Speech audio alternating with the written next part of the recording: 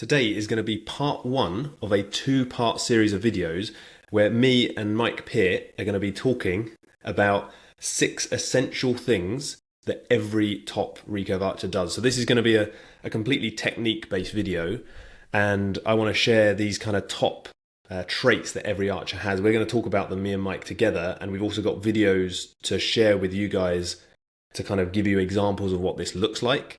We're going to try and not make this too in-depth because I think we'll, correct me if I'm wrong, Mike, but I think we'll probably dive into this quite a lot. We do tend to talk quite a lot, yes. Yeah. No, it sounds good. Great idea. Yeah, let's get stuck in. Yeah, so the first thing I kind of wanted to talk about, essentially, is stance and posture. And I know recently you've been watching some matches and you actually found a great example of this, didn't you? Yes, it just caught my eye. And that was it from Nîmes, that it video? Was. It's the bronze medal match of the ladies recurve in Nîmes this year. And it was Kroppen versus Sebastian. Yeah, and I've just brought that up here. Both, clearly they're in the bronze medal match. They're both world-class archers. But it was Sebastian's... Oh, we got a lovely advert. Wonderful. Yeah. It was Sebastian's head position that really... The stillness in her body as she shoots, and particularly into her head. So with Kroppen here, there's a little bit of tension in the head, a little bit... Don't get me wrong, world-class archer. Yeah, just a little movement, right? As you can see, obviously I'm exaggerating. I want to be clear. This is world-class technique. But here... really impressed me with how still and stationary, showing that the string is not, she's not pushing her head into a string, so when the string goes, the head moves. There is no tension trying to turn the string, so when the string goes, the head turns. I found it really useful to send to my athletes and sort of remind them, yeah, your head can be still and stationary. And to many of them, watching her sort of helped them remind themselves of how, yeah, this is possible. I can look more like that. Don't get me wrong. I thought it just struck me. I hadn't seen her before, never come across before. Yeah. And it really caught my eye of how much better and more still she looked. And you can tell there's less tension there. There's less movement. And you'd absolutely think it's going to be more consistent. And also, it didn't quite show in that video because we mainly looked at the release and the full draw part because of how it's edited, but her head was super still through the draw as well, wasn't it? It was so still. Super still. Through the draw. And really, people might be wondering... really nice. Yeah, it was eye-catchingly good is how I felt. Yeah. And people might be wondering, like, is it really a big deal? Like, why does it matter that much? And there are examples, I'll show you in a minute, a very famous example of some head movement during the draw that, you know, can be acceptable. But as a general rule, the more still you are, the more you can feel in your shoulders of what's happening, what's going on. So this is where it really comes into it. And I've got a good example here of 3 different archers that we can kind of go through. Fantastic. So we've got men's team round practice. Can't remember, I think maybe 2018 possibly in Antalya. But obviously here we've got Lee Woo-suk, and Lee Woo-suk is one of my favourites in terms of still body and head position. I mean, through the draw here, just no movement in the head. Beautiful, yeah, really nice. And through release as well, just so good. Now, Im Dong-hyun next, there is a little bit of movement here in terms of a slight maybe lean back. Probably more than he used to do, actually. Just a slight lean back there into the draw, but not massive. Super still on release. Little twitch on the mouth as he comes in, because all of these things I'd prefer to go to no movement if you got a choice. And it all comes down to your words. Like you were saying, is it a big deal? Clearly, it's not as big a deal as having a soft release or, you know, big deal. No, is it a deal? Is it something we want to try and correct? Yes, it is. You know, all of these things make a difference, don't they? And this is the kind of famous example I was alluding to with the leaning back, and this is Kim Woo-jin. And you can see he kind of starts obviously slightly leant forward, picking the bow up from his foot. And then he's got a slight kind of lean back at the set position here when he set his hands in the bow with his hook and his grip. And then during the draw there's a fairly noticeable lean back. And a couple of people have asked me about this. It's more than I would have thought. Yeah. Because normally the shots you see from World Archery are different angles and they cut them and you can't quite see things.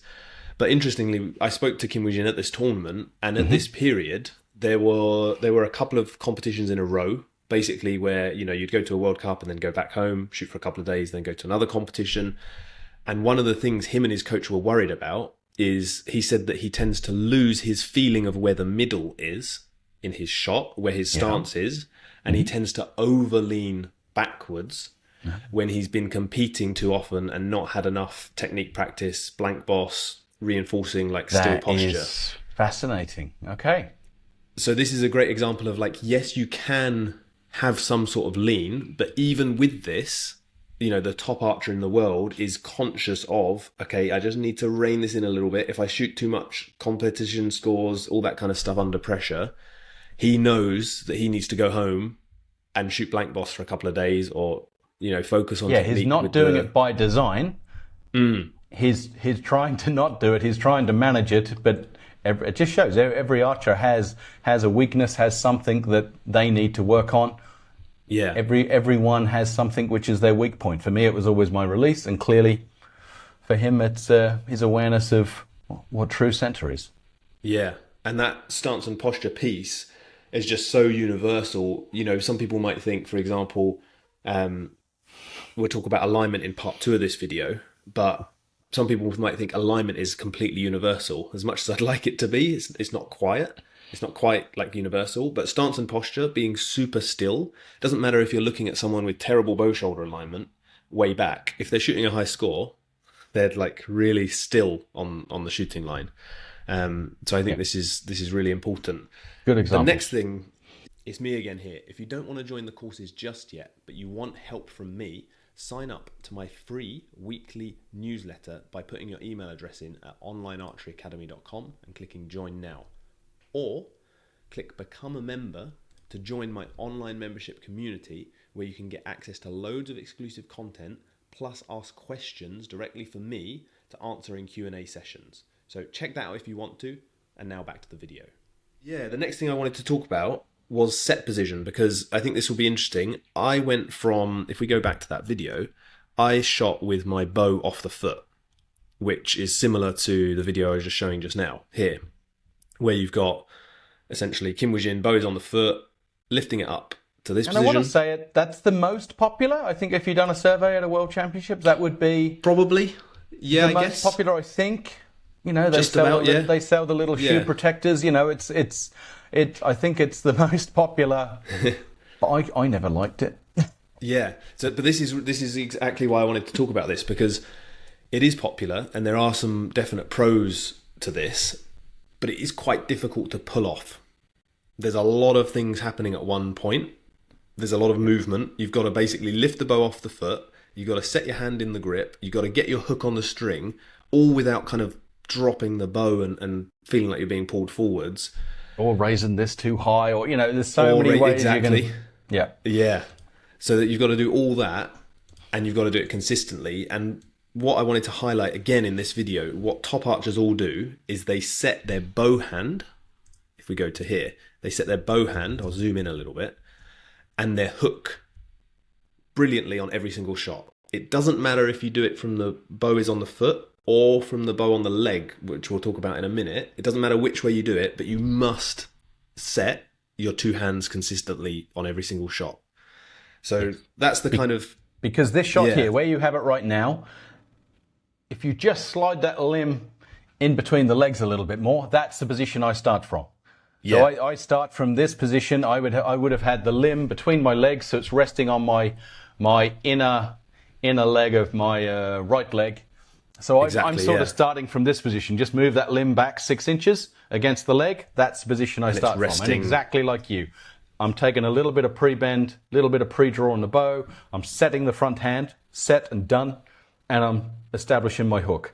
But I could never get comfortable with that first raising it off the foot. When I'd done that, I always just felt out of shape. But that's because I was trying to learn it probably at 26 after 10 years of shooting, rather than learning it at 10 years old on my first week of shooting. So I'm not saying I couldn't have learnt it, but I just felt like I always got out of shape trying to put my hands on the bow. Whereas if I just start with it between my legs, it's higher up, I can keep my shoulders in a good position. And for me, it was much more natural. I don't think it's because I'm a taller guy. I think it was just because that's now not how I learned to shoot. As a compound archer, that cam was always going between my legs. So I sort of just carried on my compound loading and pre-draw into the recurve, I think. How about you? Did you always do it one way? I kind of switched. Okay. I switched quite a lot, to be honest. And part of me wanted to shoot with the bow on the leg version, because it is definitely more solid in terms of you've got all the time in the world. You can literally, you're just resting your limb there. And then you've got all the time in the world. Great for arm rest. As soon as you stop shooting, your muscles are off, you can relax here. And then you've got like, okay, I can really place my hand in the grip. I can really place my fingers on the string. I can visually check my fingers on the string and see where they are. But what I found out for people watching as well, I'll bring that video back up on the screen, but what you might find is people watching, and this is something I mentioned in my advanced recurve technique course as well, but there's a lot of pros and cons to bow on the foot versus bow on the leg. Both of them have their place, but what you might find is generally the more square your stance is, it's going to be a bit easier for you to do bow off the foot. If you have a more open stance, that works better with the bow on the leg for a lot of people because of where the bow ends up being and the angle of your shoulders. For example, if Kim Woo-jin at the moment with the square stance was to put his bow between the legs, it would end up pointing quite far right, which might mean that he has to then swing over to the left as he raises. Yeah, you can do this. Lisa Unruh is a good example, I think, of someone who's got a fairly, I think pretty much, I'd have to check, a completely square stance. And she would rest the bow on her leg. And you can see from the clips of her in Rio in 2016 that she would come up and open the bow. And she actually uses that to her advantage to get her bow shoulder line. But you just have to be kind of cognizant of where you're putting the bow, what your goal is with it, and how you feel with it. Because for me, it ended up when I put the bow between my legs, it felt like I couldn't get my alignment. I loved the hands. Okay. The hands felt great, but I could never get my shoulders into the right place. But it sounded like for you, be the other you way could around. Get kind of both. Yeah, exactly. Like I'd be too low, so my shoulders would never. Yeah, for me it was the opposite. Yeah. I don't know if that's because I'm taller than you. I don't. There would be, yeah, definitely. But the taller you are, I think. You. But I've got a bigger bow than you, so my bow's 70. Yes. Oh, I shot 70 as well. No. Yeah. Okay. Well, that's gone. So I guess that's. Because this is the thing, the height. So if someone came to me and said, I'm 6'4", bow on the leg or bow on the foot, I'd be like, bow on the leg. Okay. Yeah. I mean, I know that people are going to say, why didn't you shoot at 72? I tried at 72. I think it scored 2 points more indoors and about 10 points less outdoors. And outdoors is what I was paid to do. So outdoors is the one that was victorious. Yeah. Okay then. So if I had a 74-inch bow, then I could definitely sit it on my foot. Okay. But if anyone wants some ways to practice that as well, if you go to my website onlinearcheryacademy.com, there's a drills section, and one of my favorite things is a set position repeats drill where you just put the bow on your foot and you just lift it to that intermediate position we were talking about earlier, and then you put it back on your foot and you just lift it to your intermediate position. And doing that drill, if you're doing it this way, you can do that drill 500 times in a day and you're not going to be overtrained. It's fine. Yeah, I can imagine. So you can practice. Good idea. Practice good that. idea. If you're enjoying this video and want step-by-step guidance from me to improve your technique, check out my Online Archery Academy video courses. Go to onlinearcheryacademy.com, click Explore the Courses for a special discount. Now back to the video. Yeah, so that kind of brings us on to the final of the first 3 points that I wanted to talk about in this video today, which is alignment. So this is a really important kind of topic, but I want to share a video for this of, if we bring it up here, of Mr. Weiler to start with. So let's bring up Steve here. So I wanted to talk about alignment because as much as I'd love it to be, not every single top archer has great alignment. And when I say alignment, I mean the line between the draw shoulder joint here, the bow shoulder joint here, and then the pressure point in the grip, essentially that line being good, and then also through the hook and the draw elbow. So having basically a straight line here and this kind of triangle that goes through.